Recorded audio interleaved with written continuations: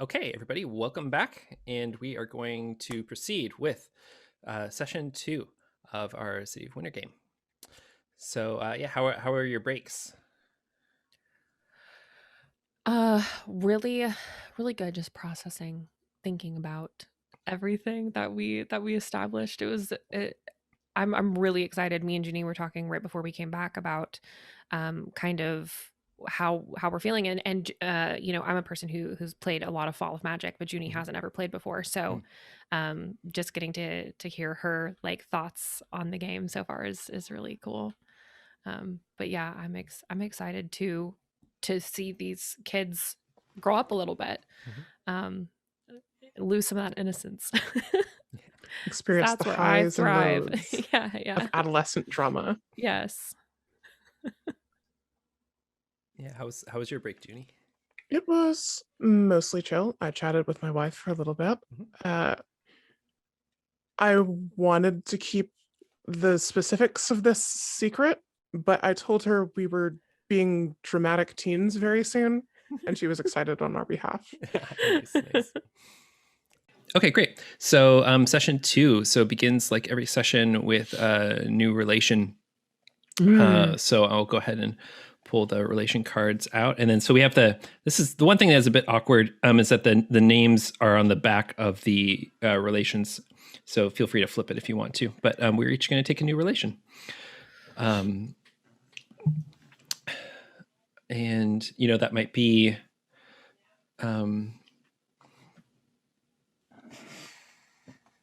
pardon me. I think it's okay also if you want to take a child relation too, and like maybe define who you were, who your parent is, or something. Might be an interesting thing.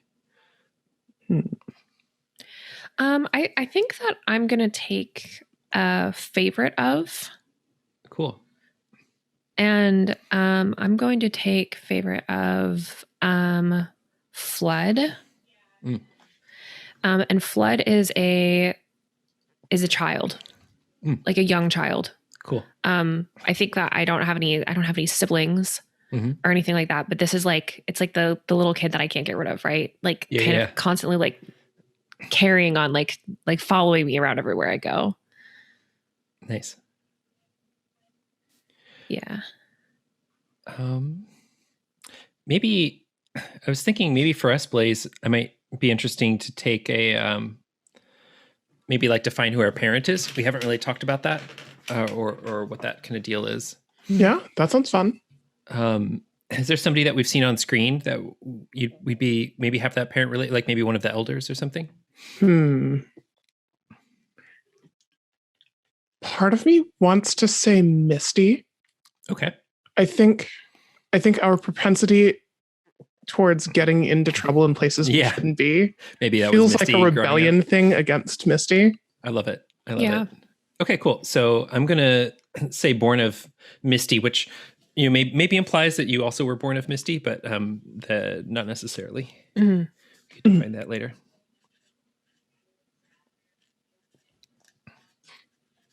So I will add born of Misty to my character card.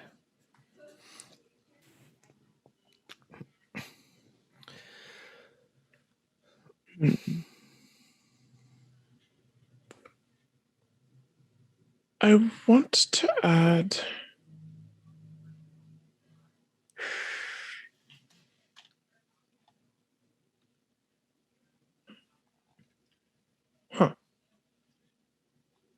Okay.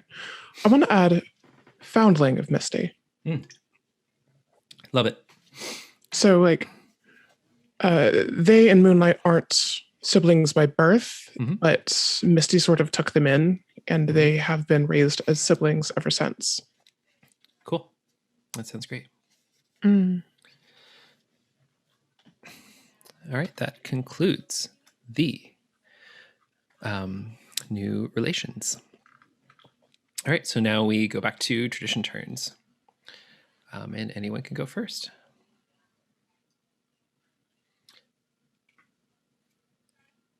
I'd like to do a scene. Okay. I want to do a scene in the village kitchens. and I would like to witness a tradition. And I am going to take this card and give it to Summer. Why don't you take that, Summer? Yes. Great. So the village kitchen, our village has a kitchen, and this is a place where we all get together and make food like you would expect in a kitchen. It's that kind of kitchen. And I think we're there. We see Moonlight there, having been put to work by his mother, Misty, who's supervising what's going on in the. Oh, it's true, because Misty doesn't have a job yet. We know what Rainbow does, and we know what some of these other people do. And I think Misty's kind of role is like the kitchen taskmaster, and they are just kind of like effortlessly dancing from like station to station, like tasting things, instructing people how to do things, micromanaging me as I'm not chopping these vegetables properly. Yeah. And I've got some kind of big fish stew going for breakfast. And I think it's kind of interesting. Part of me is kind of like, okay, this is where all the food for the village gets cooked. And part of me is like, oh, maybe it's also just sort of like, it's just like a shared facility that everybody goes to. But I think in this occasion, I think not necessarily we like every single meal for the, everybody. It's not like everybody eats out of the same at the same times and everything. But I think that there's kind of like a special event that's coming up, like perhaps perhaps like a wedding or a birthday or something like that, and we're having to prepare like an unusual amount of food right now. Maybe it's for Rainbow's birthday. I like that. Yeah, I think Squall kind of walks into the kitchen, and I think he's got like a huge baskets full of vegetables and probably like grains.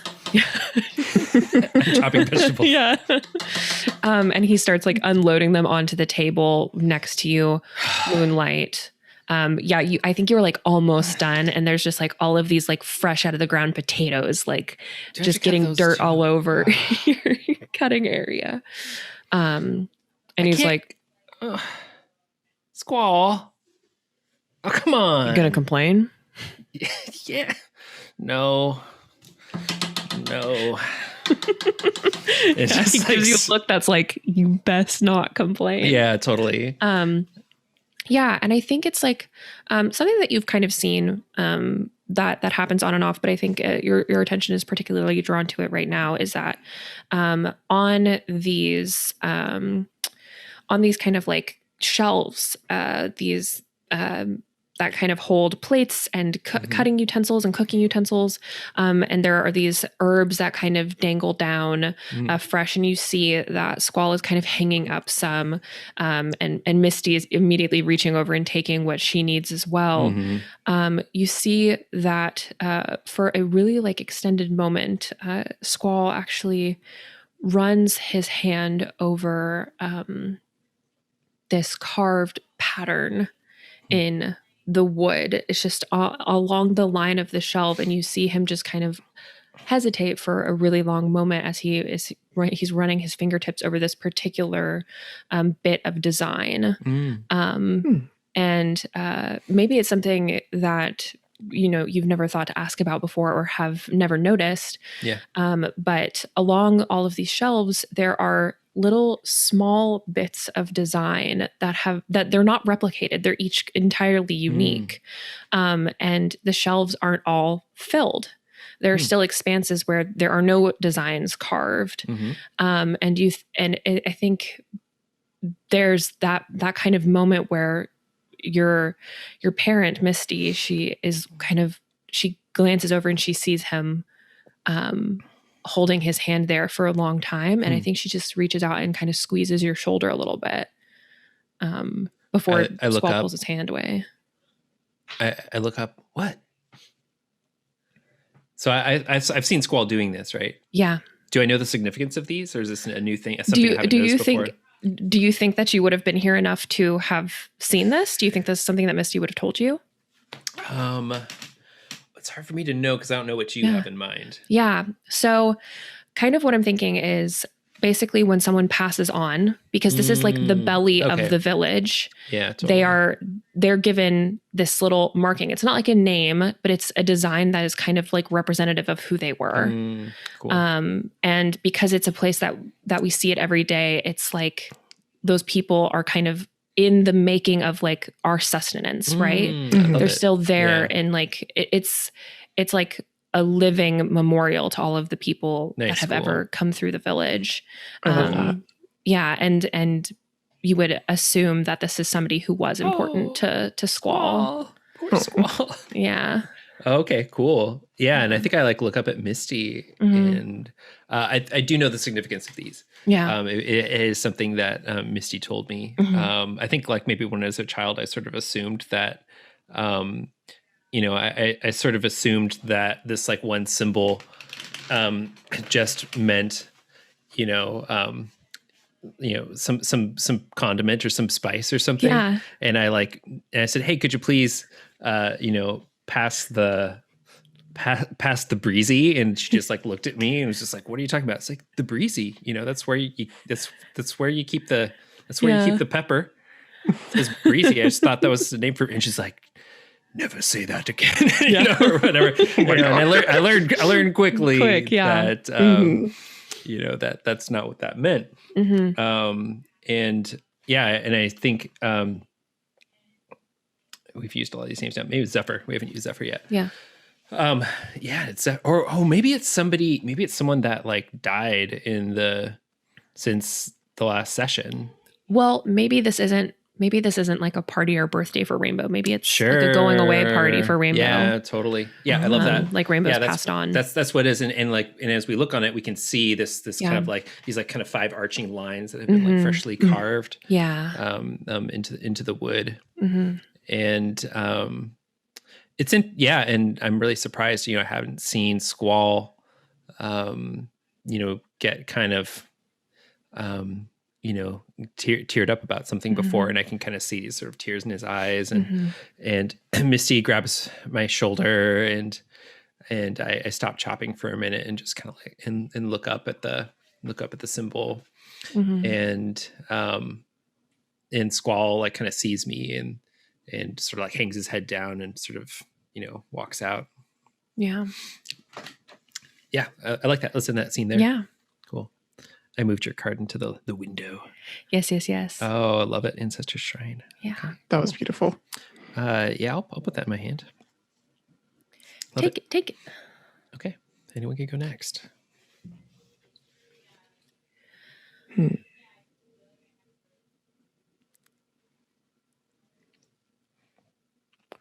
I think I have an idea for one. Okay. I'm going to go to the waterfall. Going swimming. Nice. Yeah, and I think I would like to witness a tradition. Cool.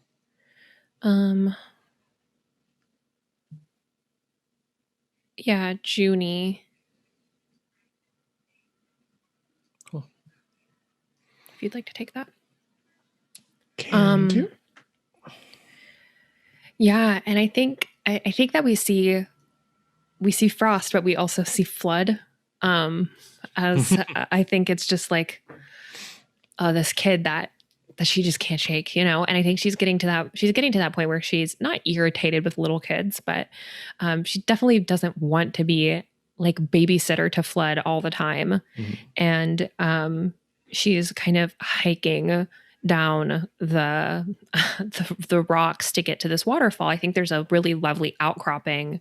I think it's like there's almost like tiered outcroppings that you can get down to so people can go bathe at like different points at the waterfall.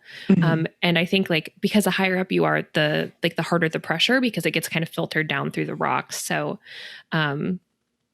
Yeah, I think that she's kind of climbing down and she's just looking at Flood like, you really shouldn't be here. Like, I know that you want to come with me and everything, but you should get back to the village because this is a place where, you know, you just kids just shouldn't be here. But why not? Well, because it's dangerous. It's pretty slippery and slick. And if you fell, you know, I wouldn't want you to fall. But and they look up at you. Bleh. They look up at you with these like huge saucer eyes. Like, Yeah. but if I fall, can't you catch me?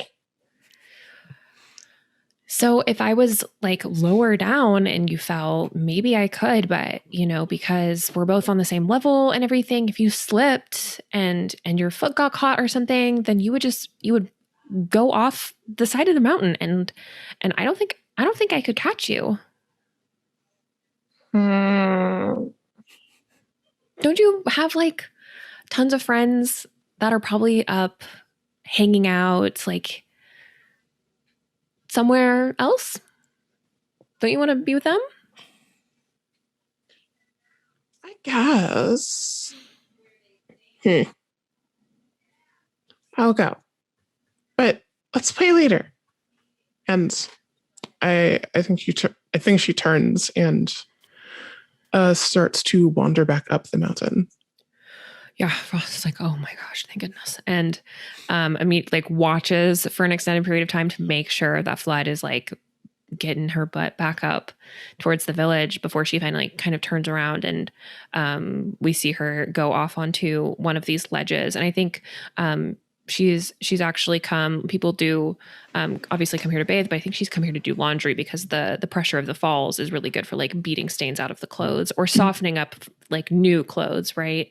And since we've all kind of gone through these growth spurts, I think new clothes are something that we're kind of constantly wearing through. And we see her with this basket as she's taking them out and laying them out on the rocks, like underneath the waterfall, to start kind of getting all of the dirt, like maybe even scrubbing with some like some soap rocks or something that she's brought with her. Just with that thundering loudness of the waterfall as she is trying to get some work done, having a moment to herself, feeling free of Flood's presence for probably the first time in 2 weeks. Like mood instantly improved. Yeah. It's like, oh, finally it's quiet. Yeah. Get that kid a hobby. Yeah, seriously. I'm the kid's hobby. She needs a new one.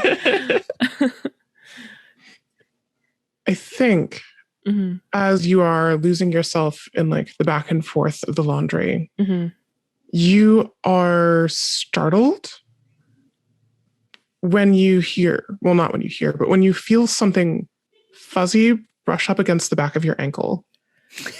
Oh my gosh. Yeah. I think she wastes no time in whipping around to see whatever. She doesn't want to be, the last thing that you want when you're like out on these falls is for something to sneak up behind you. Right. Oh yeah. Yeah. She whips around to see what has brushed up against her. Okay. Feel free to veto this if you want. Yeah. I think as you whip around, you still have one of your like shirts in your hand, still soaking wet from the waterfall. Yeah. So you turn just in time to see like this water whip just splash into the face of this cat that has decided to see what you're doing. Yeah. Oh yeah. Oh, like the water just soaks the cat, and I think it puffs up. Its tail gets really bushy and big. Like yeah, absolutely. Like up on all fours, like super defensive. It does that weird hop, like side steps away. Yes. Yeah, and she drops the shirt, and she was like, "Oh no. Oh sweet, I'm she's like looking for any kind of, I don't think she's seen this cat before. And there aren't that many. I mean, there are tons of like, I don't know, I'm picturing like goats are probably like a go-to animal that a lot of people will have, but she doesn't see a lot of cats. And so she's like looking at it, trying to make out like whose it could be and that kind of thing. And she's like trying to entice it to come over, like, here, kitty, kitty, kitty.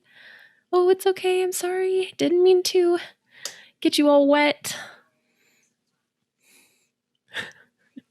Yeah, the cat's not having it. Yeah. Yeah. I think she's looking around, like looking to see if anybody's around. Like, did anybody bring their cat? And she's like, why is the cat down on the falls? Like, thought cats don't like water. And she's just gonna, I think she grabs one of the towels or something like out of her laundry that she hasn't like got around to washing yet. And she's gonna like try and like scoop up the cat. And I think like it's definitely a struggle, right? Like getting the cat swaddled basically. Yeah. She starts like wiping off its little face. And she is like, well, you're dry now, at least. I don't know whose you could be, but I can definitely take you back to the village with me, and we could see if somebody's missing you. Wow, thank you. Appreciate that. No, I was kidding. Wow, it's so kind. Thank you, ma'am. Just like no warning, talking cat. Screaming. Thank you for that. I mean, I don't know what kind of story this is. But. I don't know. Is it a talking cat story? Do you want that to be canon? We can choose. I'm fine with whatever. If you want me to punt this cat to the moon. No, I'm just kidding.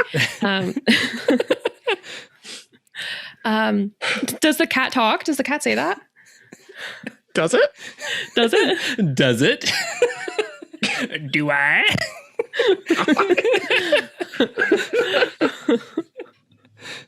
Yes. Yes, it does. Okay. It does. It says that. It's a gentleman cat. Yeah. Oh my gosh. She like drops it almost. Kindly. Yeah, she definitely drops the cat like so scared and like almost like startles back, and I think she even like slips on a pool of the water and like lands on her butt like almost in the falls, right? Like it's kind of like on her back. Was it something I said? I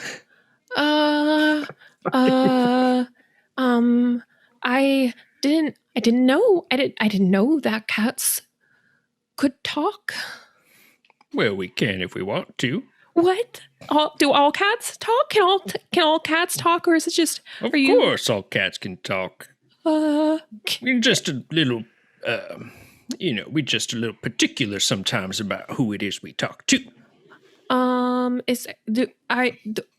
Nobody's ever told me that cats can talk before. Is that like well known or? Of course, everybody knows cats can talk. I didn't know till just now. Must be a problem with the education system up here in Cloud Village. Well, it's been a while, I think, before. I know cats don't usually come up this high.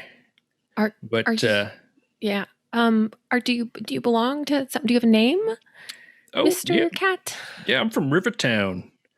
And my name is I don't know, what's this cat's name?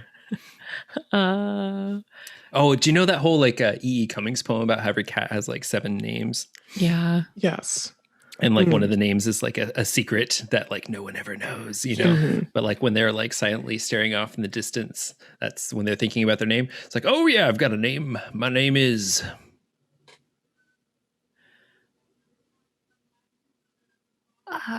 What's your name? My name is Frost. Well, good, Frost. You know, haven't made the trip all the way up from Rivertown. I must say I'm a bit famished. Do you have something to eat? I'm sure I could find something in the village. Well, let's get on our way then. A little cold too. Sorry about getting getting you wet. Well, you can make up for that by getting me some nice fish. Okay. Nice fresh fish.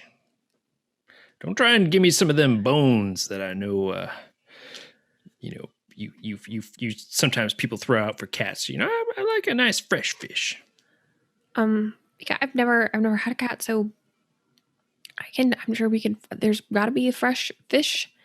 Someone's got to have a fresh fish. We can go find one for you, cat. All right, cool. Yeah, I think Oh my God. she's gonna get the catfish and she's gonna give it to Flood as a gift. For me? Here you go, Flood. It's a cat named. Like, I don't get it. What's its name? Doesn't answer, just walks away. Looking into the distance. Yeah, I think that's good. One picky cat. Oh my goodness.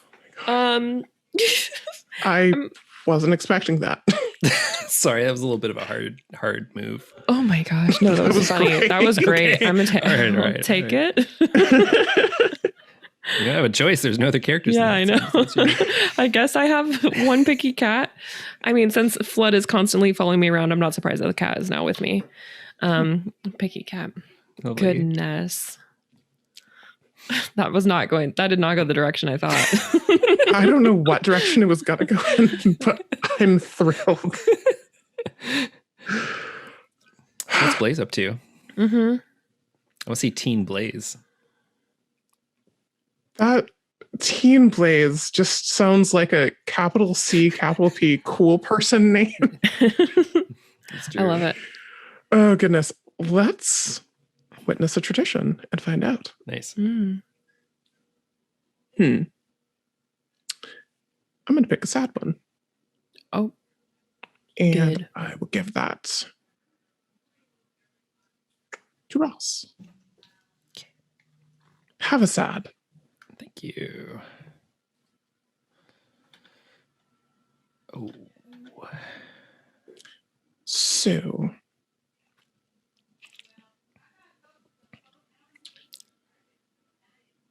I think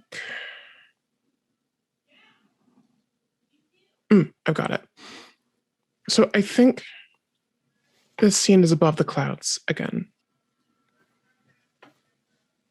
I want to say that Blaze and Moonlight decided to venture up here, sort of breaking our tradition a little bit, because we couldn't stop thinking about that ship we saw. And it made Frost nervous, but I know it only made Blaze curious.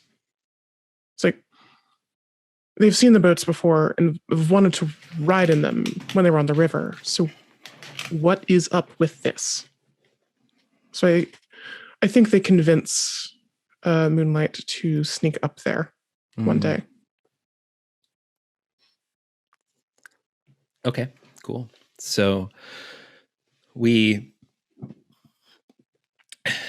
get up before dawn, and I think it's been like a while since we've gone above the clouds. Mhm. And the two of us are, hiking through the trails and making our way up, and we can see the sky begin to lighten. And finally, we are getting to the point where normally the clouds break, and we can see that as we cross this point, instead of like kind of being greeted with the sight of just the overwhelming, this overwhelming splendid view, it's still strangely misty in the air, and the light seems kind of somehow like refracted still. And where once we saw, we sat and there, we kind of had that sort of picnic spot that we abandoned like a long time ago. we can see that from that vantage point, we can see a little higher up on the on the up in the mountains. I'm imagining what's it like up there? Is it just kind of like mountainous terrain, or is there like a mesa, like a plateau, or what do we think that looks like? I think it's not one big plateau.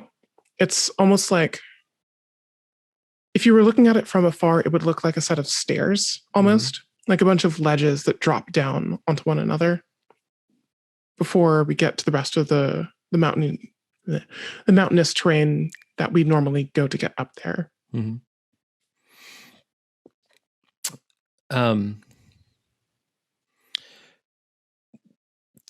We come across a camp, and hovering just off of a cliff, we see one of these flying ships, similar to the one that we saw crash into the clouds long ago.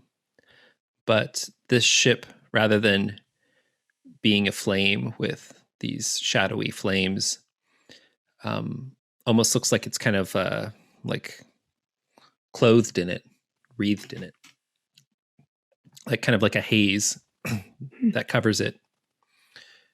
And from this ship extends a bridge, like some sort of pier that's been constructed, and the ship is docked up against it. And in and amongst the kind of mountainous woodlands, structures have been erected, kind of like a makeshift camp. And we see a group of people that are wearing clothes that are kind of like similar, that look kind of similarly sort of like cloaked in these sort of purpley, flamey shadows. And who is that person? And Hayes there as well, amongst them, and having conversation when Hayes notices us, and the other people notice us, and we're brought to them. Hayes kind of, and we hear them speaking to Hayes in like a language we don't quite understand. And we hear Hayes reply back in the language we do understand. No, these are just children. These are just children from the village. And Moonlight asks Hayes, what's going on? Who are these people? And what do you do? How are you reacting to all of this? I think Blaze was very impetuous in their youth, but sort of mellowed out a little bit as a teen. So I think they're just kind of standing and watching what they're doing, confused a little bit by, like, not just the ship, but the clothes that are wreathed in this shadowy flame. Just sort of leaning over to Hayes. What's with their outfits? Wait, are they on fire?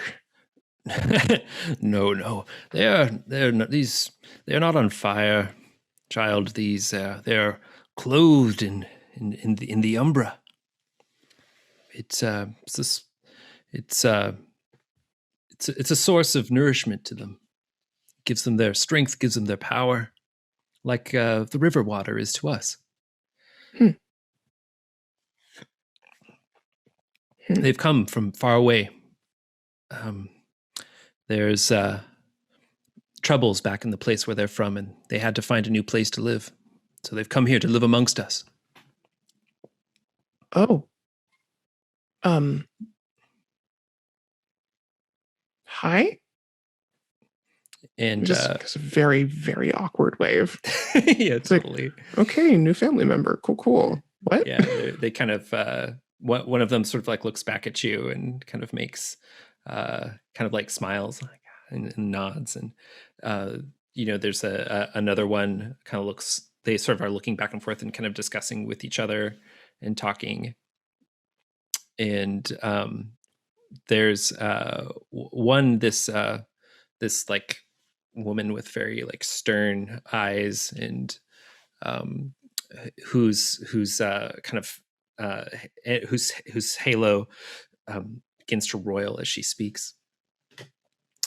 Says some words that we do not understand, and Blaze says, I'm sorry, not Blaze. What's his name? Hayes. Hayes, thank you. Hayes and Blaze.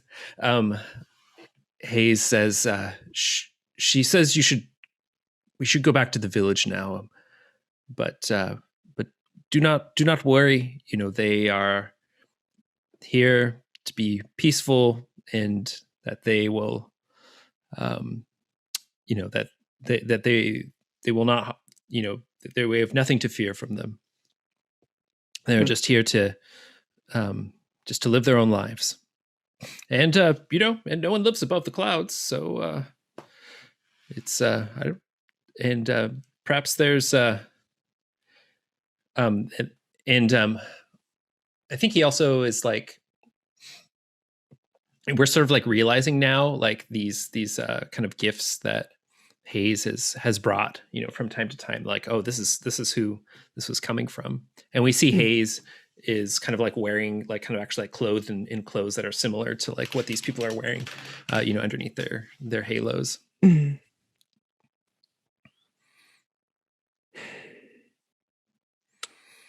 I think Blaze sort of gives a polite nod to Hayes. Okay, we'll go back. Bye. And they sort of gently pull Moonlight back towards the path and whispers in his ear.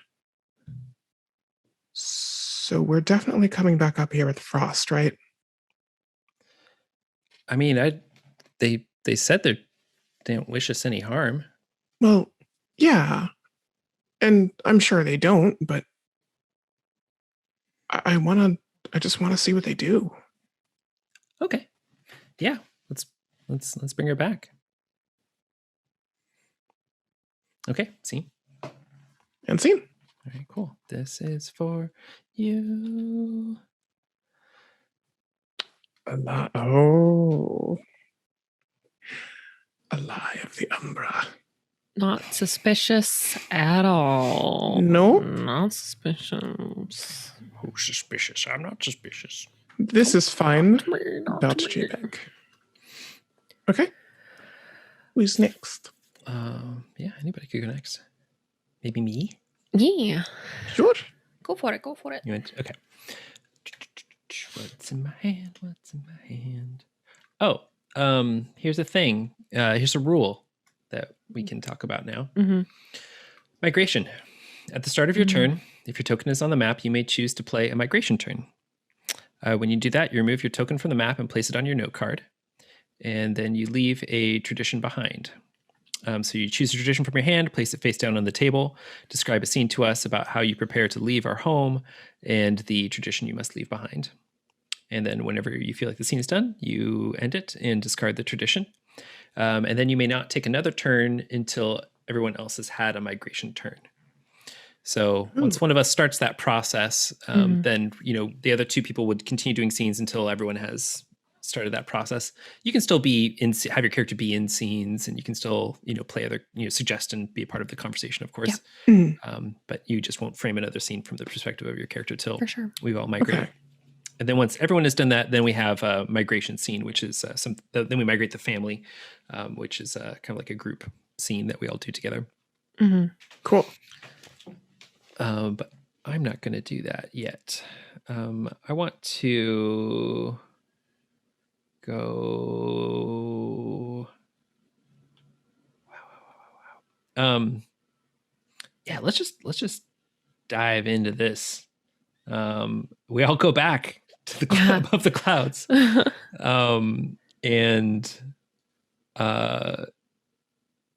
Yeah, I'm gonna think it makes sense to do that, and let's give it to Juni. Oh my. So, geez. Yeah, the next day, we decide to go sneak up there again together. The three of us this time. And I think, you know, the opening of the scene is the three of us, and at this point it becomes like really clear to the viewer like how much we have grown. Like, you know, we're all like tall and just like look like young adults now, you know. And we've come prepared with you know, with we're wearing, instead of wearing our like normal like really bright clothes, we're wearing stuff that's like a little less conspicuous. Maybe there's like some kind of hunter's garb that you know, when people go out for the hunt they'll wear, and so we're wearing something that's a little better camouflaged. And we sneak up to observe this encampment in the middle of the night. And I think that we the opening shot is the three of us crawling up crawling through the brush on this bluff that kind of like overlooks the encampment down below. We've actually gone this really circuitous route to go kind of like high up in the hills above where these people are encamped. And we're in the brush now, kind of crawling through, trying not to make too much noise, trying to make sure no one can hear us. And Moonlight says, you know, I'm getting poked and I'm getting scratched and I'm being like, I'm like the worst at this. I'm just like, I don't even know why we're bothering. They said they didn't wish us any harm. I mean, yeah, but it's weird that no one said anything about this before, right? Like they just sort of showed up here. Yeah, how long have they even? It is true. It is weird. Like, how long have they even been here? I think Frost hasn't been back since that day we saw the ship. So like it's been years since she's been back. Okay. I think it took some serious convincing for her to agree to tag along. And I like to imagine that her cat that's technically Flood's but stays with her because, yeah, totally. is like kind of just like always perched like on her shoulder, like, and especially if she's like on her belly, I imagine the cat's just like on her back, just making life really difficult. She's terrible at this too. I know that the two of you talked to them or something today a little bit. I mean, I couldn't understand a word they were saying. It was mostly Hayes that was doing the communication. Yeah. I mostly just waved. So we're back to do what? I mean, we can't. Eavesdropping doesn't really do anything. We're just watching. Yeah, I mean, what else are we gonna do? Blaze wanted to watch them and just kind of see what they're up to, you know, just in case. Yeah. Just in case they're like mean. Yeah, just in case what? What are we looking for here? I mean, I'm not really looking to see if they're mean. What if they eat people? There's no way. There's no way. You're right. There's no way. I hope there's no way. I don't know. Well, if they eat people, then we're like prime targets. Not if we don't get caught. I'm sure it'll be fine. Hopefully they don't actually eat people. Thank you for putting that in my head. Well, I was trying to figure out what could be wrong. I mean, there's other things too that could be wrong. Like maybe they might kidnap us. Well, I mean, I didn't think they were doing anything wrong. Not initially, but now I'm worried. Maybe we should.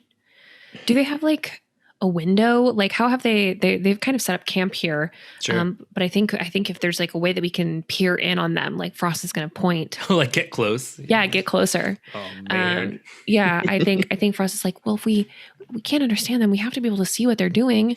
And since it's night, they're not really like out. So maybe we should get closer. Maybe you could send your cat.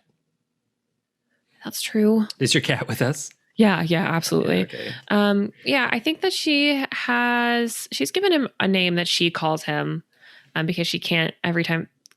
It's impossible to get the cat's attention by doing that name, by looking into the distance. Yeah, so I think that she calls him, I want to give him like, I think she calls him like Bayleaf. Ooh. Nice. Yeah, so she goes, Bayleaf, can you creep down to the window and look and see what they're doing? I think Juni should play Bayleaf this time. Yeah. Well, if you insist. We don't think that they eat people, but they might eat cats. Are you sure you're up to it? Well, if they are going to be eating anything, they may as well be eating something of quality. But I will say this, if you ply me with many fish upon our return, then yes, I will do this for you. The freshest fish that you've ever tasted. That's all I needed to hear. And I love Bayleaf. Bayleaf is very good. And he sort of sassy cat. Leaps off your shoulder and scampers through the low brush. Mm-hmm. Yeah, I think Frost is watching really intently as he scampers down and maybe finds like a little crack in their tent, just to like kind of like peek on inside. Mm-hmm. And you can tell that she's getting really like anxious, because even though she pretends not to really like the cat, she's like, this isn't my cat. I gave this cat to Flood. I found it in the waterfall.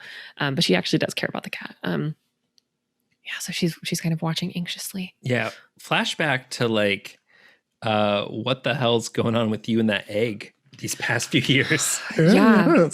Yeah. She still has it. Mm-hmm. It has not hatched. But I think that over the past, she always carries it with her. It's always like near her heart. Like she's like basically keeping it warm constantly. Uh-huh. But she even sleeps with it. You would both know that. Like she doesn't go anywhere without it. Like it's this like pretty like weighty egg that she carries around. And I think that, so I'm guessing that means it's not like the kind of, it's has like a stone like consistency, it's not something that you have to worry about smashing. Yeah. It's pretty, I think it's got a pretty tough shell. Cool. Yeah, she dropped it once and had like a massive heart attack. She thought it was broken, but it was totally fine. Yeah. But yeah, I think recently it's been tapping. Like something tapping from the inside. Oh, and do you maybe feel it tapping a little bit? Maybe it's getting kind of excited. Yeah, I think like especially as we're getting like close to these people, to this like little encampment, she can feel it, like it's not only tapping, but it's like warm, like it's like radiating its own kind of energy. And you can see she like kind of like puts her hand over it, like maybe we shouldn't be here. This maybe was probably a bad idea, right? Well, why? Well, because what's going on? Because I think that something's wrong. I think that something's wrong here, and maybe Bayleaf. She's like turning. I think Bayleaf I think he's managed to sneak inside one of the tents. Yeah. So he cannot hear you at the moment. Yeah. Shoot. Okay. I mean, I can't leave him. I can go get him. Please, that seems bold. I mean, because then you're going to be basically admitting to these people that you were spying on them. I mean, I could say that I was following the cat, trying to get it back. I don't know. What do you think, Moonlight? Yeah. They're your sibling. Yeah. I'm just imagining like Bayleaf in the tent right now. Yeah. Looking over, and there's that same lady with those like kind of fierce eyes and that really like intense halo is there, and they are there's a big kind of table laid out, and there's all these like kind of parchments and maps and just like different strange like kind of like strange kind of stone figures on there that they're kind of like moving around and talking about, like making plans. And for those that are viewing, they're at home watching on television, it's really clear that this is like this as like the view becomes more available and like kind of people sort of move out of the way and we can really see what's on the table. It becomes clear that they're like they're making plans for more and more people to be coming, and that they actually even have like this map of the whole mountainside and like planned settlements here and here and here, and like our village is like you know, they have this very detailed map of our village, you know, with all this like in a list of like everybody that lives in the village and their names and who's related to who and what resources we have. And they even have Bayleaf's name written down. They have even Bayleaf. Wow. Yeah. The real name, not Bayleaf. The true name? Yeah, the true name. I think Bayleaf is genuinely upset by that. Yeah, I think Bayleaf can understand them. Like, can understand what they're saying. Yeah, totally. Oh, I like that. Yeah. I mean, I think Bayleaf has been touched by something, but yeah. Yeah. So are you sneaking closer, Blaze? Are you going to get the cat? Well, I mean, I'm the quietest of the three of us. I feel like it has to be me. Yeah, I think you definitely do that. Yeah. It's a terrible idea, and you definitely do it.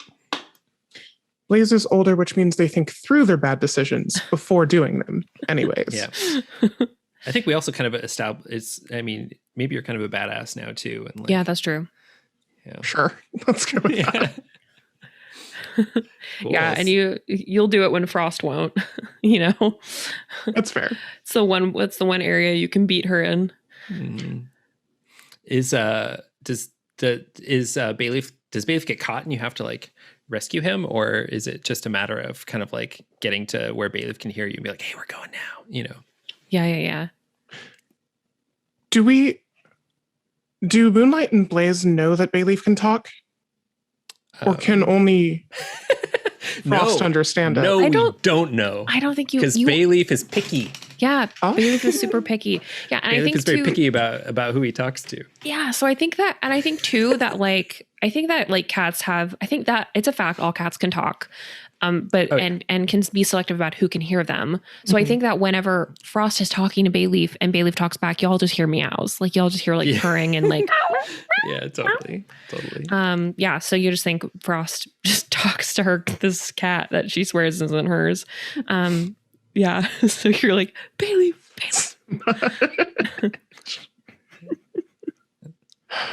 Like, Bayleaf. Come on. Awesome. Yeah, so I think you like get down to where you're at the base of one of these, you know, these kind of like wall tents that is kind of like glowing from these little purpley, yellowy, greeny braziers with this strange, really like pungent scent coming out of them. And you can see silhouetted between the brazier and the wall of the tent, you know, Bayleaf standing. And it looks like they got a little distracted, like maybe they saw a mouse or something like that. Crouch down. Yeah, they're kind of like crouched down. They kind of doing the little butt wiggle. Oh, I totally imagine you could reach under the side of the tent, like just squeeze your arm up and like grab Bayleaf by like the scruff and just like. Yeah. Oh, they intend to. Okay, great. Yeah, like, so that happens, but Bayleaf is pissed when you do it and lets out this. And you hear this like these like kind of again these like strange words that you don't understand, but and like these kind of like angry flarings of this like umbral glow, as you have to rush out of there as the camp becomes alerted to our presence. Oh no. Ruh-roh. Shaggy. I think if we're typing Blaze as a connoisseur of poor choices, they are going to run the opposite direction to Moonlight and Frost. And then and then they'll like dip into like this little hole that leads into a bigger cave that goes a different direction and just sort of double back after they think they've lost the trail, or you know what I mean. Awesome. Yeah. And I think as long as they're sure we just they're run too. Like we just get out of there. Yeah. Yeah. Especially once we hear the yowl of the cat, like the totally big old scream. We definitely book it out of there because that's not going to go well. Is this like a banjo music chase scene, or is this like a Scary. gloomy, scary chase scene? Scary banjo chase scene? Why not? Why not? It's possible. Yeah. Definitely like that glow kind of behind us that we can tell they stopped. Yeah. Some like menacing Vienna boys choir. Yeah. We can tell they've stopped chasing us when we don't see the glow like casting our shadows anymore. Yeah. It's like, sorry. That was a bad idea.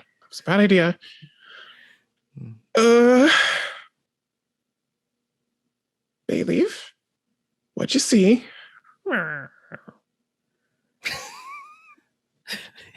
Yeah, Frost is like, Bayleaf. Do you see anything mean? Well, they had a great deal of names of people and things, and me, curiously. Not the name you've given me, but... And he just sort of looks off in the distance. Yeah. And I don't think Blaze or Moonlight can really tell, but you can tell that Bayleaf looks anxious about that. Yeah. Like, how do you know this? Like, I don't know what these shadowy folk want, but it can't be good. They want something we have, I think. Yeah, Frost takes that all in and distills it for the group. Yeah, Nice. which probably sounds really weird, but yeah, I think as we're walking back down, she's like telling you like everything that Bayleaf reported. Okay. Definitely up to no good. Definitely mean. So Juni, you have a tradition to reveal. I do. This was the work of the Umbra. Nice. And do you feel satisfied with how you revealed that in this scene? I think so. Okay, great. Cool. I'm going to take... Okay, great. Let's go ahead and end the scene there. And I will give this card to Blaze. Why don't you go ahead and take that, Blaze? Okay. Okay. Anyone can go next. I have one. Okay. I'm going to go back to the singing cave. Nice. And I'm going to be showing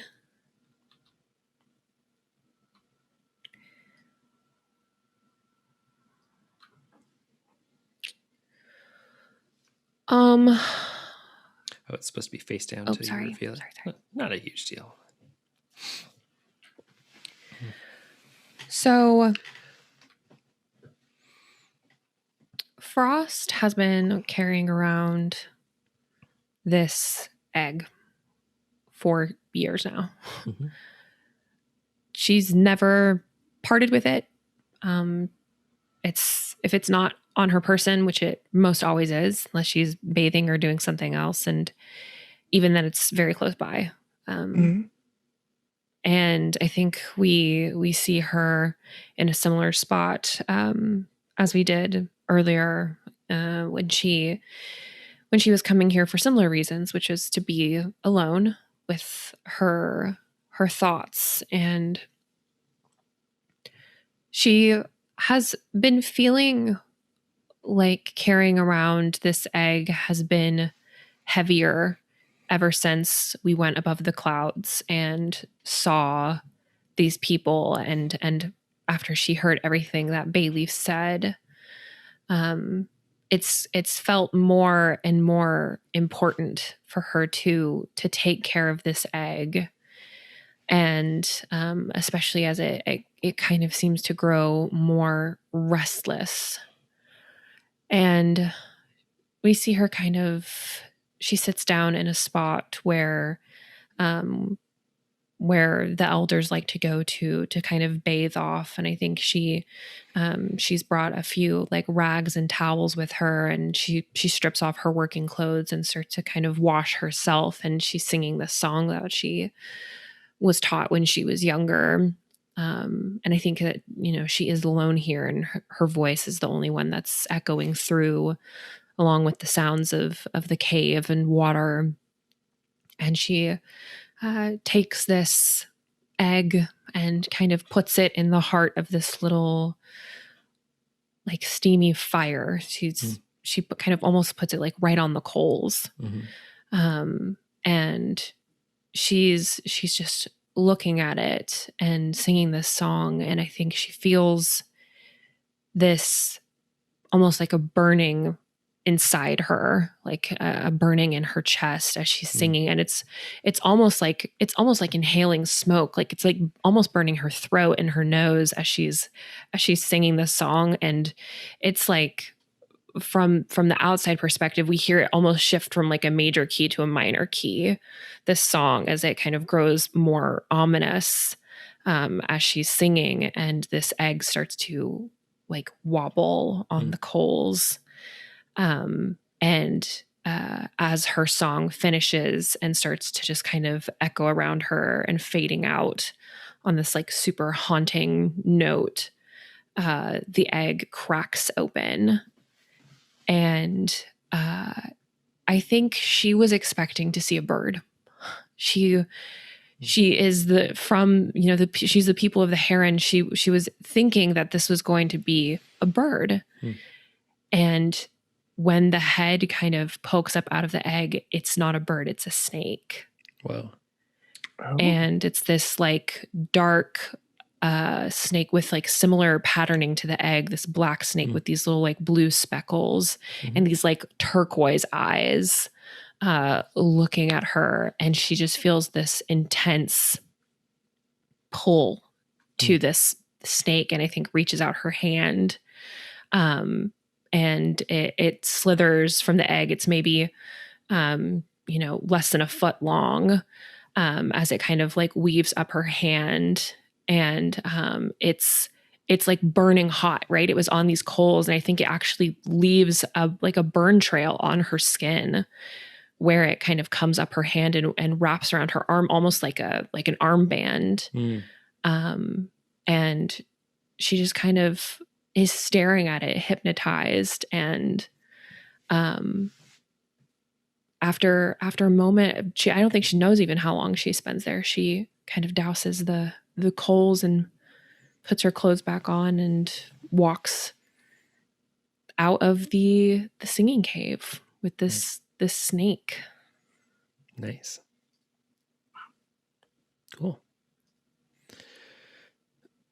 All right, so that goes back in your hand. Yeah. Wow. Snake baby. If I didn't think that snake was evil, I would want to cuddle it. Oh, it could be. It's not necessarily evil. True. It thinks Frost is its mommy. Yeah, I am. It's really cute. I love snakes. I carried around for ages. Yeah. Better be appreciative.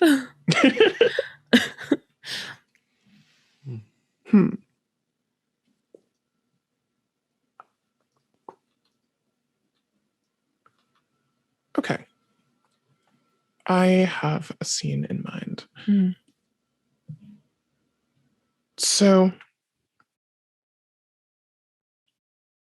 as the three of us are getting towards like the later stages of adolescence, I think Misty takes all three of us down to the river canyon. Like, we had to stop and, with gloves this time, go back to the garden and pick those tea leaves. And they were pressed in such a way that they would at least last the day before they started to like expire. And she took the three of us down with her teapot and like a flint and tinder. And she just sat us at this big stone table, just in the center of this this ground. It's otherwise fairly plain. You can feel the wind picking up speed between the walls of the canyon. It's fairly sparse otherwise, but the rest of our village, it feels a world away almost. Something about this canyon feels very separate from everything else. And I think as she is setting up like all of these, she's setting up the teapot and setting out the cups. She turns to the three of us and says, this is a long time coming. The three of you are getting older now. And we have, all of us, noticed how much you have grown. It's almost time, I think, for us to call you adults of our village. But first we must prepare you for that, for everything that adulthood carries. Moonlight kind of like nods and is feeling like really apprehensive for what's going to happen next. I'm sure you all must have questions. Are you afraid of what comes next? Yeah, I'm scared. I'm a little bit afraid. A little bit. Why? Why do you fear the future? Because I don't know what's going to happen. And what about you, my little moon? I mean, I really just don't feel ready to, take on the role of adulthood in this village. I think isn't it too soon? Could maybe just a season or two more. There's just so much I have to learn still. And I think that like maybe part of taking on adulthood is that you get placed like in charge of like one of these. There's like these kind of like core things like, the kitchen and the garden. Like there's like roles like that we'll be expected to fill once we go into adulthood. And it's a lot of hard work. Yeah, I imagine like adolescence is a lot of us moving around. Like you'll spend a season in the kitchen or in the garden or somewhere, and then they place you based on like your skills. Yeah. So it's not like we haven't known that this was going to come eventually, but it definitely doesn't feel like Frost doesn't feel ready, right? And she doesn't even know what she wants. Like she doesn't even know which place she would want to get placed in. And that kind of means that any place she gets placed, she'll be kind of disappointed a little bit, so she's got a lot of apprehension as well. Well, don't you two worry about growing up quite yet.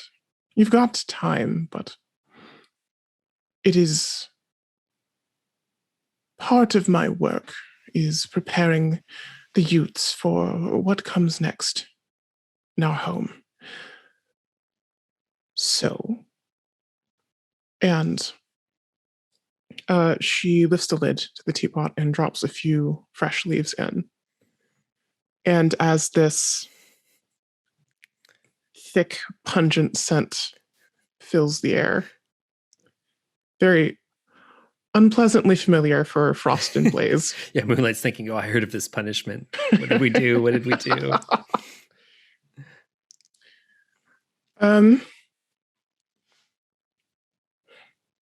How do we do this? Got it. I think Misty turns first to Frost, and then to Moonlight, then to Blaze. I want to ask you something, Frost. Okay.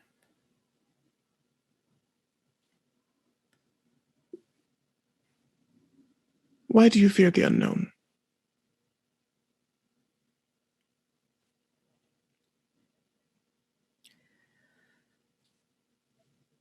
Because it could be bad.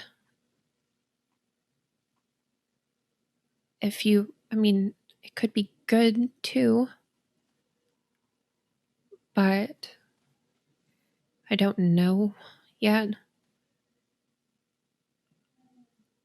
And I don't want it to be bad.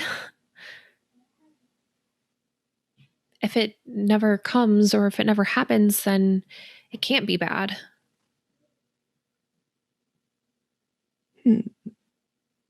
I see. I see. What about you, Moonlight?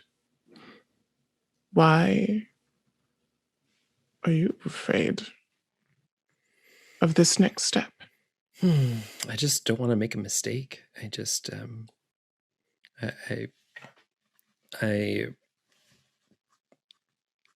terrible in the kitchen. I kill everything I try to grow. I'm bad at building things. I can't sing. I just and I couldn't shoot a bow straight to save my life. I just I don't know. I don't think this family really needs me being in charge of something.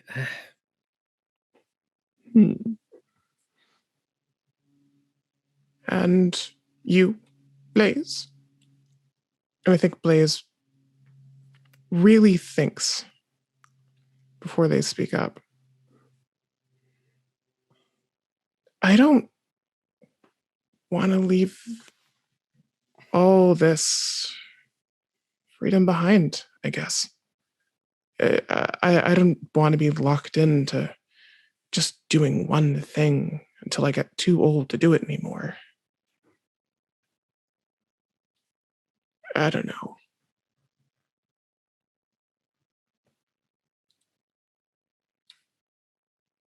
And I think as they finish answering that, Misty pours a much smaller cup of tea for the three of them. And she just sits and says, "Drink."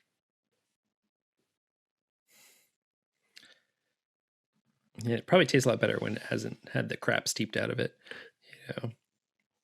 Yeah. When it was made and meant to be enjoyed rather than a punishment. Yeah, and I sip the tea just like a little bit at first, and then I drink some more, and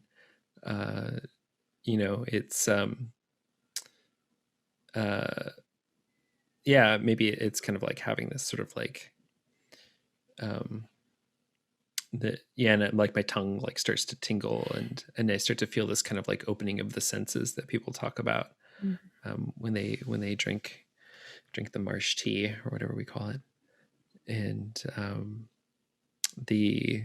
I look out, and suddenly it's as though I can see like every leaf on every tree in focus, and I can hear distinctly the sound of each bird, and just aware of like its location and where it's sitting. And it's like this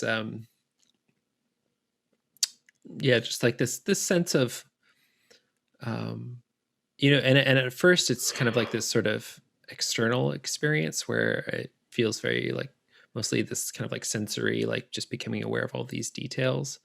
And then with it comes this awareness of the functioning of my body and my breath and my heartbeat, and this just and I think Moonlight becomes overwhelmed with this sense of connectedness with everything around, and like the heartbeat, how each of those birds has its own heartbeat, and how the river is circulating, and the way that the clouds and the mists rise and fall as they pass down pass down through the canyon.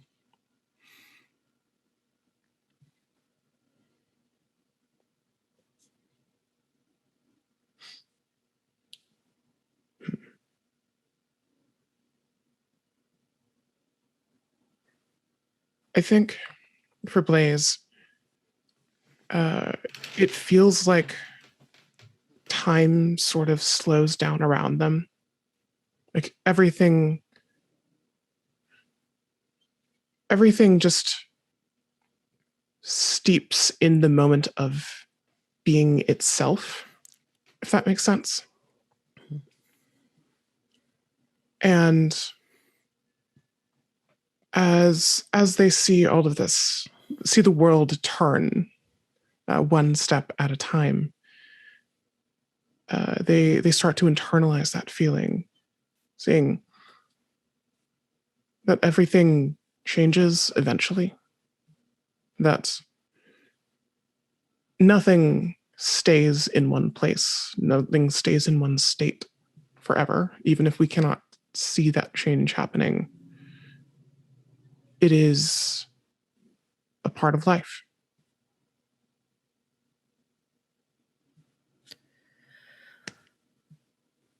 Frost begins to sip her tea very slowly, and I think her snake that's kind of constantly like on or near her also like peeks up through her hair and like starts like tasting the tea as well. Mm-hmm. And she feels that kind of familiar warm sensation that she felt when this snake hatched. Except for there's something like it's not as suffocating as it was. Like it doesn't feel as stinging. It's like a happiness, like almost like getting butterflies. And she starts to like her breathing just really like slows, and she closes her eyes and she's just breathing in the smell and really exploring like how that tea and that warmth that kind of spread throughout her entire body. And she feels very connected not only to the people with her right now, but to their home and their village and this beautiful place that, you know, they've been privileged enough to spend their lives. And she is still afraid of what is unknown. She's still afraid of the things that she can't predict. And of course, she is still afraid that whatever happens next has the potential to be bad. But she feels now that it's going to be okay because she has these people with her. Like she has her family. And so even if it is bad, that they'll get through it. Yeah, she feels very like at peace with that. Like bad things will happen to her and bad things will come, but she'll be able to make it through them with the help of people that she cares about.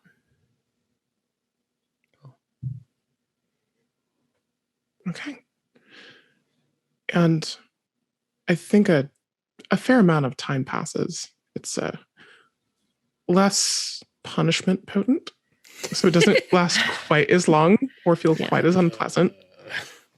But by the time the three of you come back to your own bodies, you just sort of see Misty there, like head perched on her hands, just looking at the three of you. There's this little smile that's crept up on her face.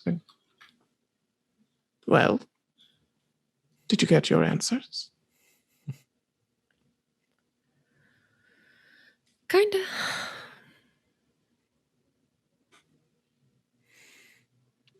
And unless y'all had something else to add. That sounds good. Yeah. I think we can end it there. Cool. Lovely. I think I'm gonna do a migration scene. Ooh.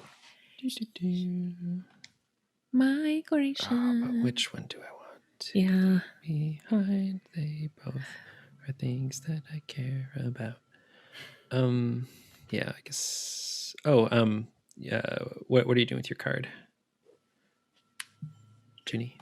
I am going to give that to Frost. Frost. Okay, cool.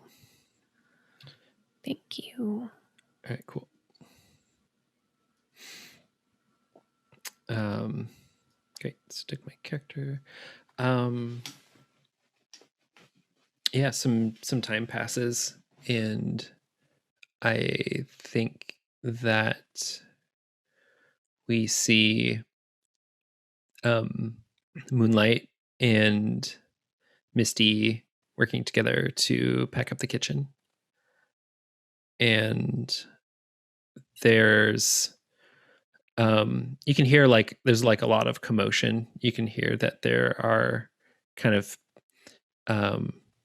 people kind of coming in and coming out, and lots of concerned looks on adults' faces as we pack up what we can, and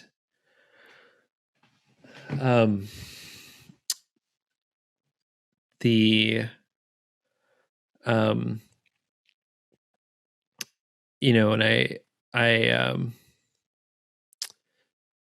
and I think Misty has just told me that it's time for us to leave, and I think she maybe I'm not actually totally clear if she's going to be going as well, but she's made it clear that it's we're not being given the choice, and we have to leave this place. And I think like as we're packing the kitchen, we see Hayes come in, and he's has this now, in addition to like being clothed, like those folk, he's also now has this like very kind of faint umbral glow about him, which lights up the room when he walks in, and he has a kind of list of things, and he and I am trying not to listen as I hear Misty and Hayes argue about what's going and what's staying. But eventually we get it all packed up, and the room is empty. And I see, and I kind of look back, and I see those 5 arcing marks, above next to where the pepper is stored. And I just like reach up and touch it with my fingers, and just kind of close my eyes and think of Rainbow's face, and of how she looked the last time that I saw her, when we were working together in the gardens, when she was trying to show me the correct way to prepare a flower bed. And I let go of that, and I'm back in the room again. Yeah, and I leave.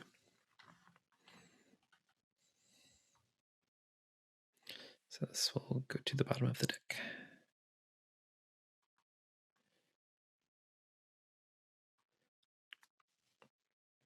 Okay, so anyone else can go. They don't have to do a migration scene. They could do a different kind of scene, but I won't take another turn until we've left.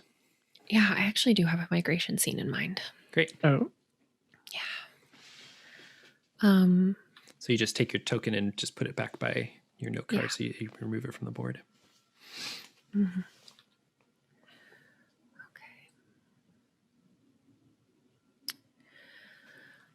Okay. Frost. There's been a commotion in the village, and obviously some people are in the process of packing and leaving. Some people, I think, haven't fully accepted and are still carrying on as though things are normal. And Frost is kind of stuck somewhere in the middle of going about her daily routine and also knowing that something is off, and that she needs to leave soon. She's heard that Moonlight will be leaving probably soon. The kitchen has been packed up, which makes it feel very real. because regardless of if she was working there or not, it was a place that she found herself several times a day, where they would all come to pick up their meals. And she doesn't do that anymore. I think she's actually in her own home preparing. She, I think is she's cleaning a fish.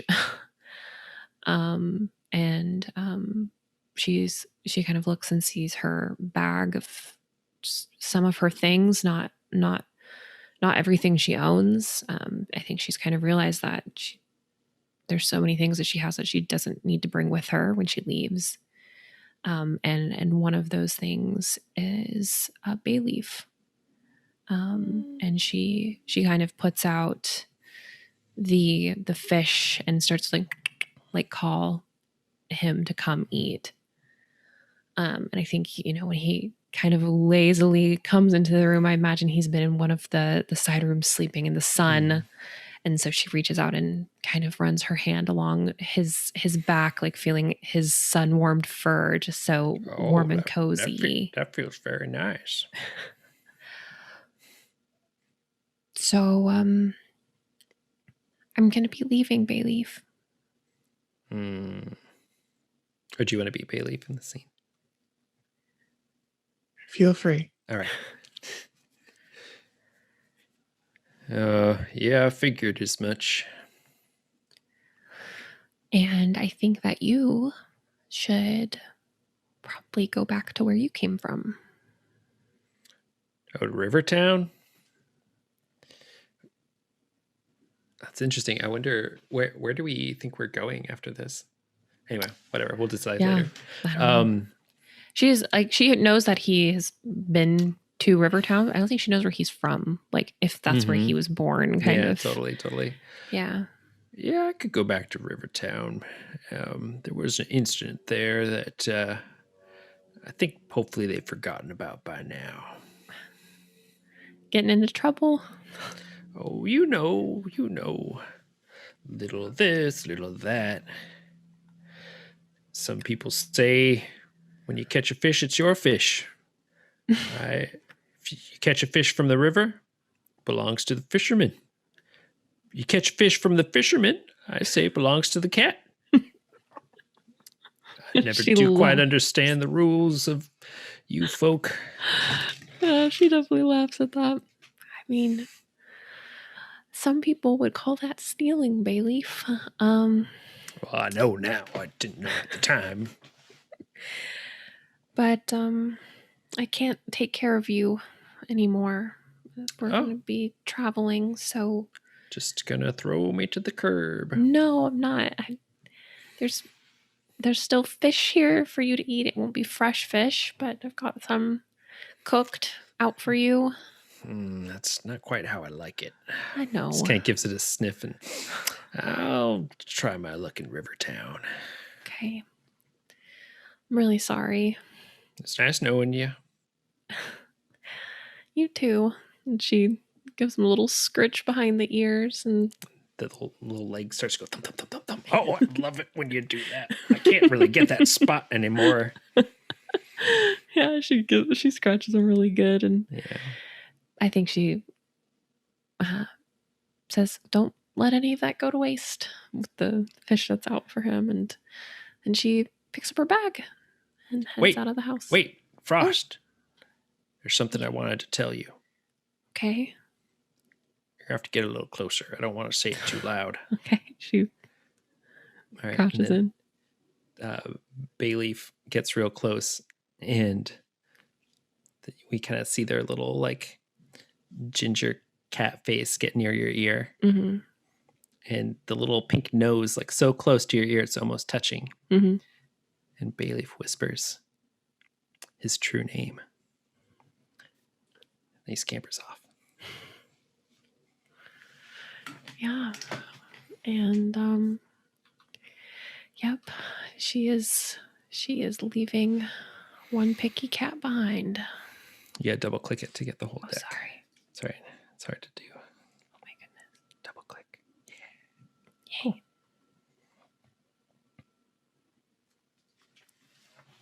Yay. Okay. A quick aside. Mhm. So when we leave a card behind, Mhm. we can incorporate like elements of that scene into future scenes. Yeah. Sure. Okay. Then I think I have my migration scene. It doesn't mean we can never talk about those things anymore. It just means that we're no longer holding that tradition for the family. Okay. It's just maybe not practiced in the same way anymore, or it's just being left behind in some sense of the word. Okay. In that case,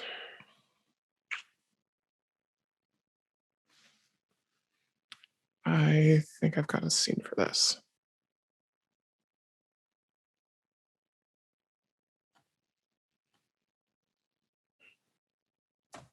Okay. So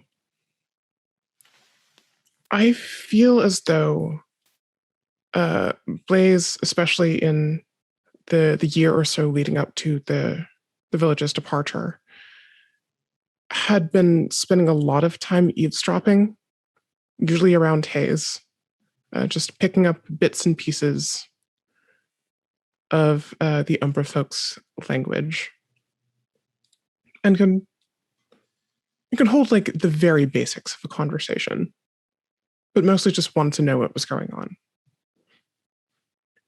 And I think the day before everyone leaves off, they go back up above the clouds to where that original camp was.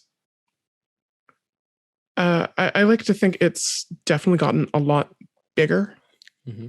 Like the folks from the Cloud Village weren't really allowed up after a point, and a couple of more ships have come, and a few dozen more people have started setting up tents, and they've started building buildings.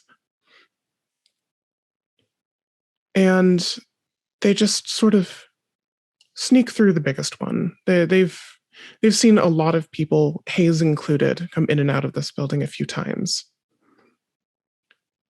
And they specifically go back towards like a meeting hall. There are parchments and charts that they can only kind of read now that are lining the walls and are stacked up on the tables. And they just start gathering as much of these as they can up, just arms full to the point of not really being able to see them. And I think narrowly avoiding being caught. This is one bad decision that they've finally gotten used to making. They sneak into the cave to where the river starts to flow out down the mountain. And they just start dumping these parchments, letting the ink bleed across the parchments. And it just sort of stares with a sneer. Like,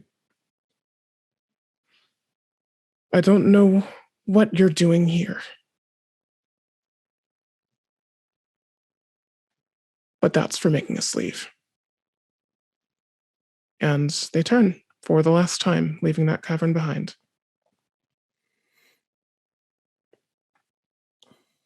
It was nice. The work of the Umbra. Lovely. Okay, time for the family migration. Where do we want to go? Do we want to? We're connected to Rivertown, and we're also connected to we board a lantern ship.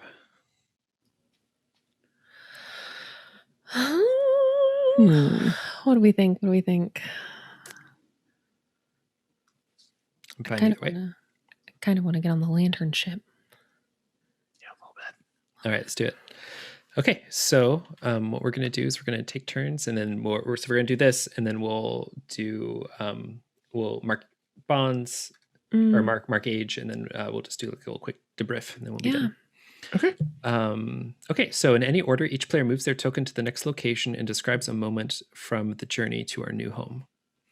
After we've all done that, we will choose a new local tradition from the available decks and place it by the scroll and return any unused tradition decks to the box. And yep, so that's what we're doing here. Yeah, either of us could go, any of us can go first. I'll go. Yeah. Go for it. This is really interesting because of like what we've sort of established about these ships. It's like, but I think that the site is of our family, like however many of us are going on this journey. Definitely the three of us, and then we can kind of decide to maybe include some of the other people. I think, yeah, the three of us. Sure, Misty is there, and I think Flood's there. Flood, yeah, definitely Flood for sure, and maybe Squall. Squall's Yeah, getting Squall's an older man now. And this is a ship that is not clothed in the kind of umbral glow of the others. This is a ship that it looks more like that ship that we saw kind of go down in flames. Yeah. Those many years ago. And you know, we've got carts with us full of our possessions and our belongings, and we take turns filing across the kind of pier that the Umbra people have built onto the ship, where we can see where we're kind of like, and I think we kind of see like, you know, these many other like unfamiliar people to us that are already on the ship, also about to embark on a journey. That is that's what I'm doing.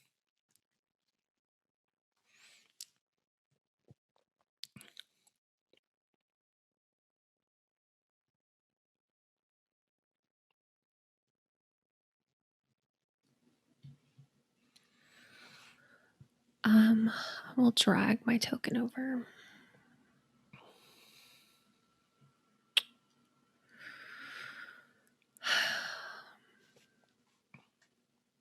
Yeah, I think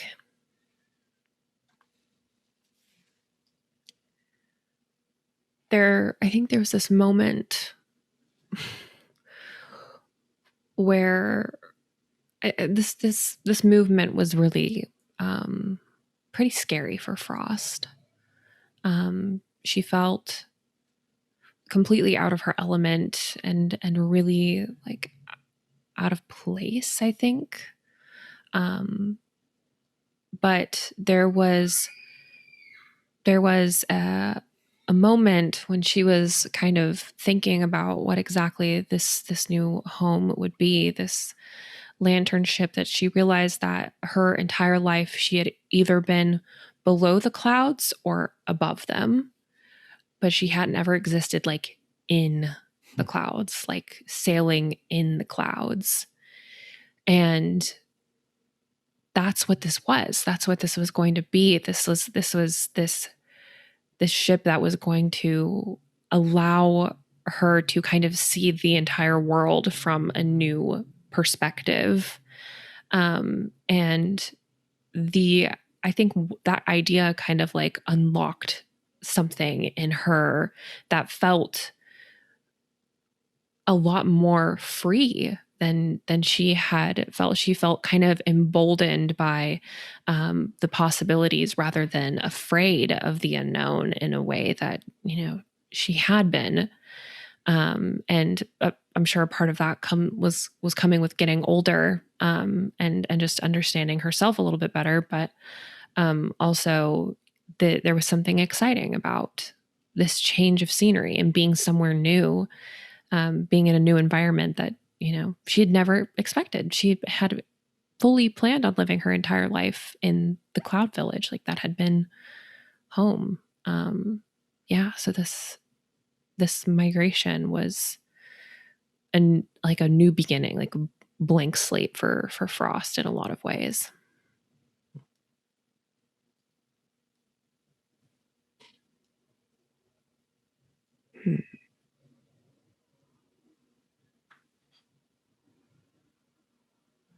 I think for Blaze, that feeling of freedom and of fresh starts was really similar to the one Frost had.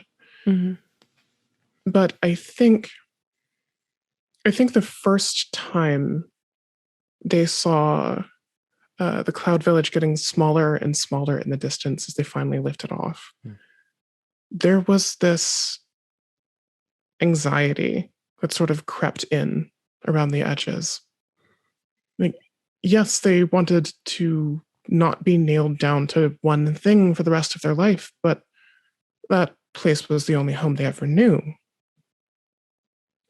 They don't know where they were born initially, but Cloud Village was as much home as anything else was going to be. And leaving all of that behind, leaving those memories, leaving all of the secrets that the three of them had discovered together, all the sights of all the trouble that they'd gotten into, it felt like a part of them was missing.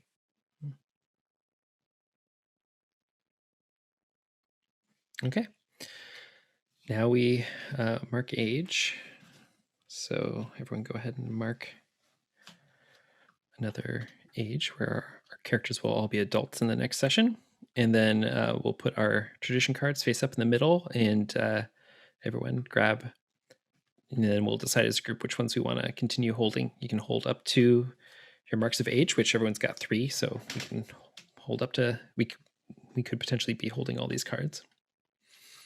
I'd like to go ahead and hang on to the flute. I'm kind of interested in holding on to Ally of the Umbra. If no one minds that. Go for it. I'll probably keep the gift. I want to keep How We Fight, Umbra. And I think I'm still going to keep that Heron mask. I haven't used it yet, but Cool. And I'll keep the tea. Okay, perfect. Okay, so that concludes our session. And so then to close, so then we'll just do our closing debrief. So thank you so much, everybody. I'd like to invite you to, this is just kind of like a time just to kind of chit chat a little bit. You might consider sharing a moment you enjoyed, how you're feeling right now, an appreciation of another player, something that was challenging or difficult, or even just silence. Really, really enjoyed this a lot. Had a lot of fun. I really love Bayleaf, Kibby. Yeah. Meow. Thought that was great. They both brought so much to the table in the way of that picky cat.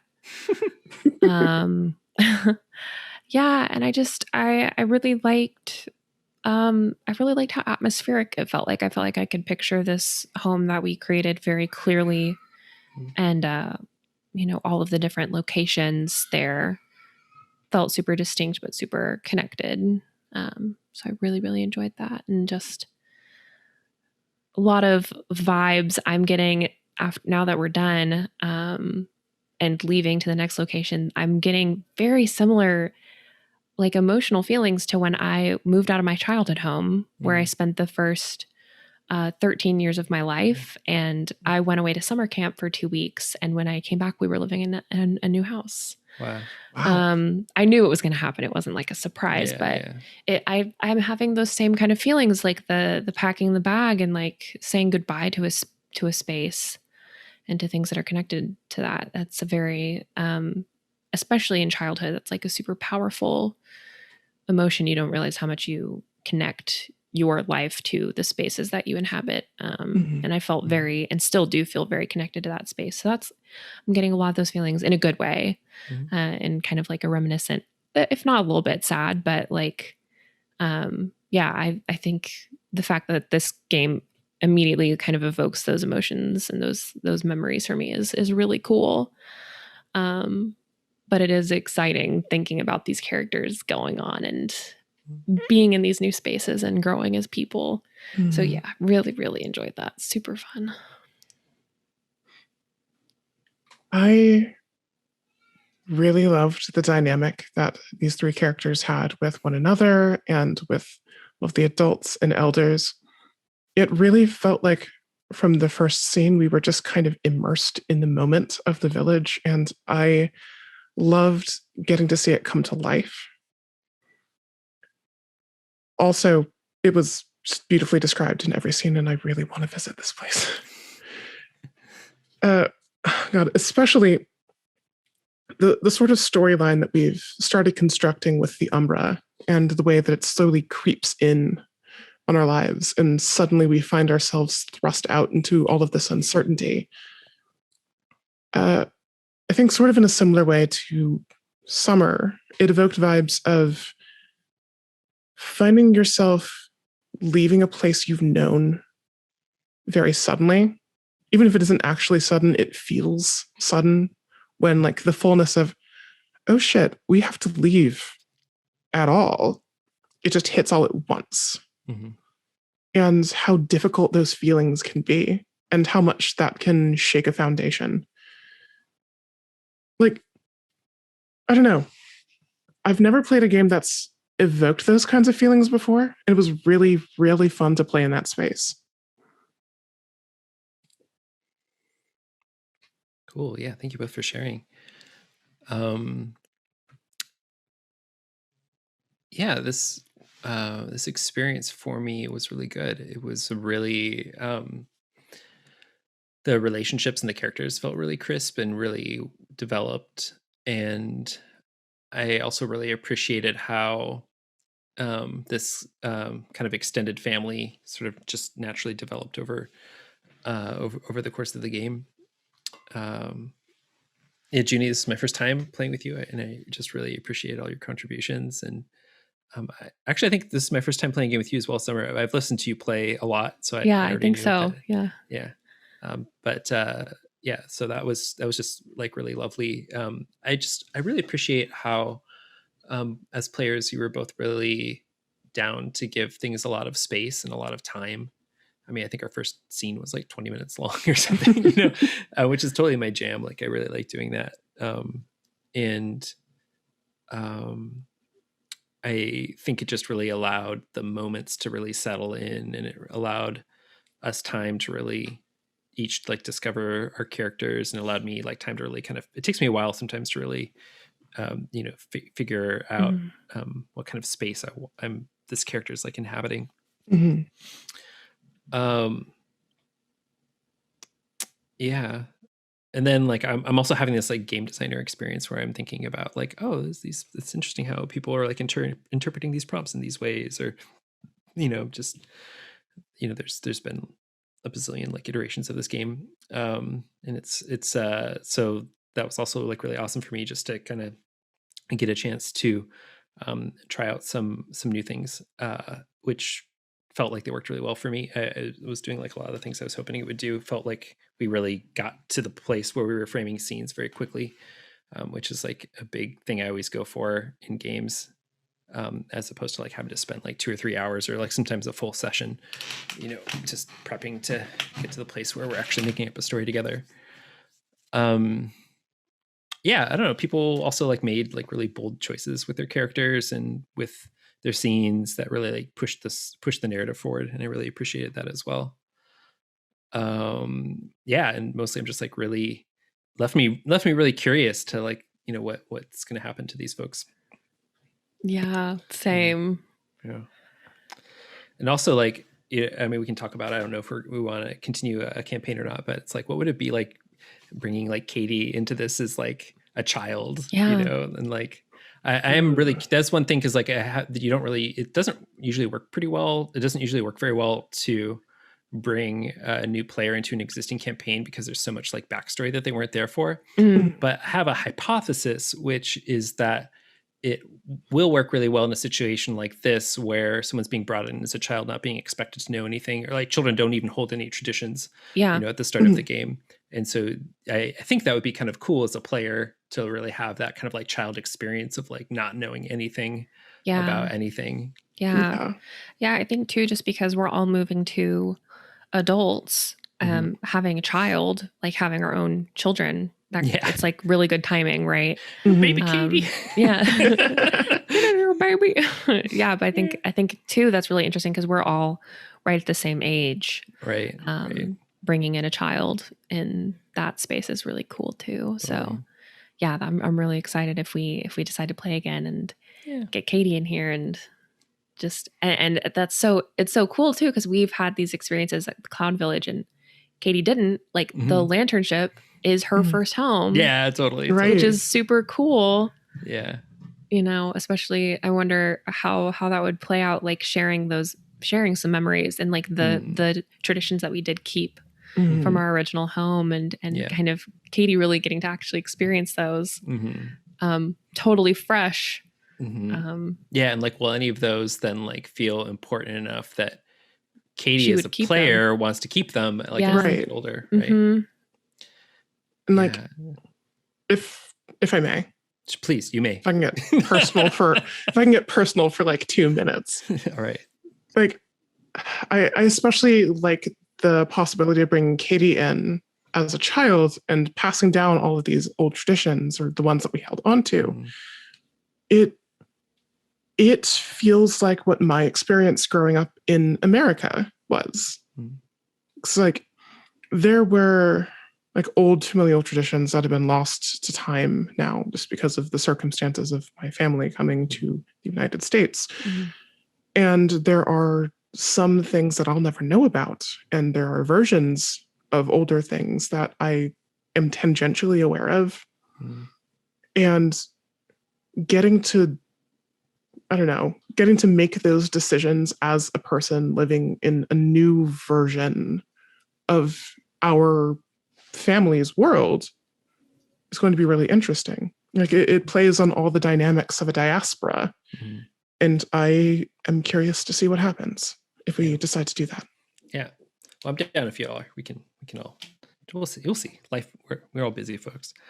But cool. So, so thanks so much for those at home that are watching. I'm going to go ahead and end the recording and then maybe we can chat a little bit more or whatever, but then let everyone go on their day.